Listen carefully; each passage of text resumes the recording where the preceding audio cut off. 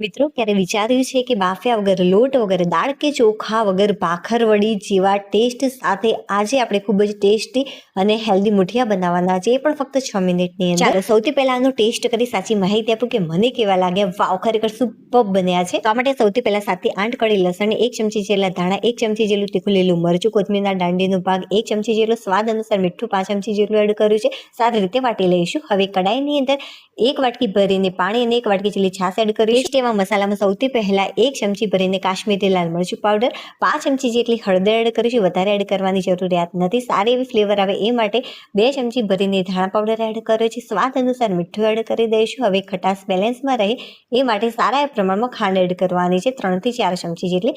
1 ચમચી જેટલું જીરું અને અડધી ચમચી કરતાં થોડાક ઓછા પ્રમાણમાં અને 5 ચમચી કરતાં થોડાક વધારે પ્રમાણમાં અજમો હાથથી મસળીને ઉમેરી દઈશું। 3 થી 4 ચમચી જેટલી કોથમીર એડ કરી સારી રીતે એકવાર મિક્સ કરી લઈશું। જે પેસ્ટ આપણે તૈયાર કરી છે આની અંદર ઉમેરી ફરીથી એકવાર મિક્સ કરી લેવાનું।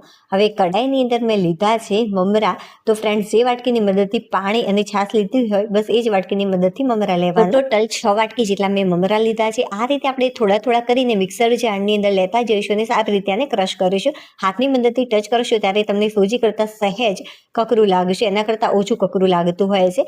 આ રીતે છાશમાં સારી રીતે ઉભરો આવી જાય ત્યારબાદ આપણે મમરાનો ભૂકો થોડું થોડું કરીને એડ કરતા જઈશું અને સારી રીતે મિક્સ કરી લઈશું। થોડીક જ વારની અંદર આ ઘટ થવા લાગતું હોય છે। બહુ એવું લાગે કે સોફ્ટ છે તો મમરા ક્રશ કરીને ઉમેરી શકો છો। જો બહુ હાર્ડ લાગે તો પાણી પણ એડ કરી શકાય છે। થોડું મિશ્રણ ઠંડુ થાય ત્યારબાદ આપણે આ ટાઈપનો રોલ તૈયાર કરી દઈશું અને ત્યારબાદ ફટાફટ આને કટ કરી લઈશું।